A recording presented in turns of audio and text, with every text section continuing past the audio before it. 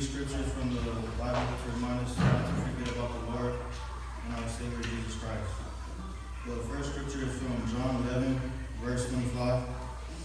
Jesus said to her, I am the resurrection and the life. Whoever believes in me, though he die, yet shall he live. Another scripture many of us have heard of is John 14, verse 6. Jesus said to him, I am the way, the truth, and the life. No one comes to the Father except through me. And the last scripture I'm going to read is from Psalm 118, verse 24. This is the day the Lord has made. Let us rejoice and be glad in it. Thank you.